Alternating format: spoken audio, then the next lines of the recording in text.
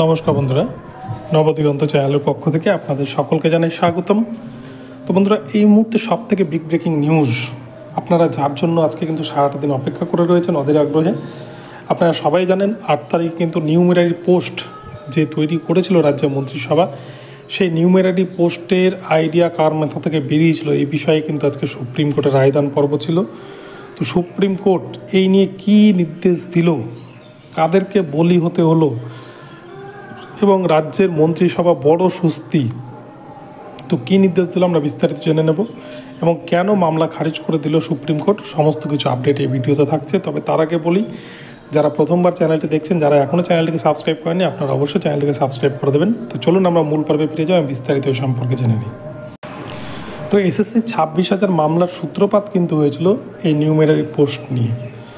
এই numerary post মানে এটা দুর্নীতির আঁতুড়ঘর, যেখানে অযোগ্যদেরকে বাঁচানোর জন্য নিউমেরারি পোস্ট ক্রিয়েট করেছিল রাজ্য। সেই নিউমেরারি পোস্ট নিয়েই কিন্তু আজকে শুনানি ছিল, যেখানে 26,000 পুরো প্যানেল দুর্নীতির কারণে বাতিল হয়ে গেছে। তাহলে নিউমেরারি পোস্টের ক্ষেত্রে কেন দুর্নীতি যারা করেছে তারা কেন শাস্তি পাবে না, এটা কিন্তু প্রশ্ন তুলেছেন একাধিক চাকরি হারা ইন সার্ভিসরা যারা চাকরি করতেন।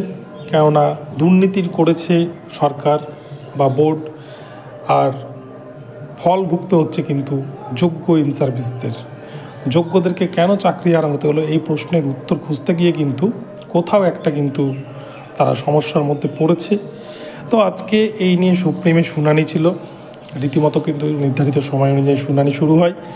কিন্তু এই শুনানি প্রক্রিয়া চলাকালীন রাজ্যকে যখন প্রশ্ন করা হয় যে তারা কার মদতে এই নিউমেরারি পোস্ট ক্রিয়েট করেছিল, সেক্ষেত্রে কিন্তু রাজ্যের তরফ থেকে পরিষ্কার জানিয়ে দেওয়া হয় রাজ্যপালের সাথে আলোচনা করেই, রাজ্যপালের মদতেই কিন্তু নিউমেরারি পোস্ট ক্রিয়েট করা হয়েছিল।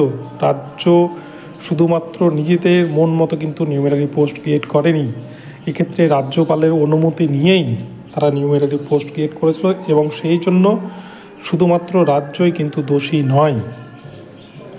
তো এই জায়গায় দাঁড়িয়ে সুপ্রিম কোর্ট পুরোপুরি যে নির্দেশ ছিল কলকাতা হাইকোর্টের, যে সিবিআই তদন্ত এবং এজলাসে ক্যাবিনেটের মন্ত্রীদের নিয়ে যারা যারা এর সাথে জড়িত তাদেরকে এজলাসে নিয়ে হেফাজতে নিয়ে জিজ্ঞাসাবাদ, এই বিষয়ে সিবিআই তদন্তে পুরোপুরি নিষেধাজ্ঞা জারি করে দিল সুপ্রিম কোর্ট। অর্থাৎ নিউমেরারি পোস্ট নিয়ে কোনো রকম তদন্ত করতে পারবে না সিবিআইয়ের কিন্তু হাত পা এক প্রকার বেঁধে দিল সুপ্রিম কোর্টের আজকের এই জাজমেন্ট। কিন্তু এখন প্রশ্ন উঠছে, তাহলে 26,000 চাকরি বাতিল হলো আর যারা দুর্নীতি করলো তাদের কিছু হবে না? এই জায়গার প্রশ্নের উত্তর কিন্তু খুঁজতে গিয়ে অনেকেরই কালঘাম ছুটছে, কেননা এই প্রশ্নের কিন্তু কোনো উত্তর নেই। কেননা সুপ্রিম কোর্ট সর্বোচ্চ আদালত যা বলবে সেটাই কিন্তু আমাদের মেনে নিতে হবে। সুপ্রিম কোর্ট সবার উপরে আইন, সুপ্রিম কোর্টের যে আইন, সে আইনকে সবাইকে মান্যতা দিতে হবে। তাই সুপ্রিম কোর্ট যেহেতু বলে দিয়েছে এখানে সিবিআই তদন্ত করতে পারবেন, তাই সিবিআই কিন্তু তদন্ত আর করতে পারছে না আগামীতে। তাই নিউমেরারি পোস্ট নিয়ে কিন্তু বড় স্বস্তি রাজ্য মন্ত্রিসভায় কাউকে কিন্তু কোনো রকম বিড়ম্বনা বা স্বস্তিতে পড়তে হচ্ছে না।